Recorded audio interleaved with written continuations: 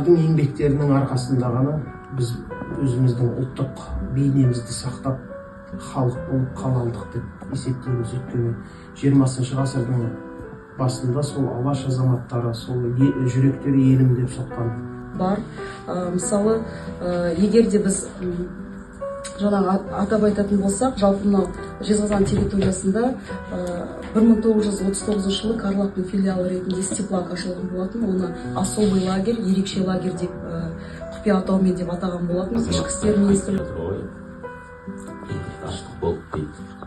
Қазіргі кезде мынау осы аштық мәселесін зерттеп соңғы рет бір монография жазған Талас Омарбеков деген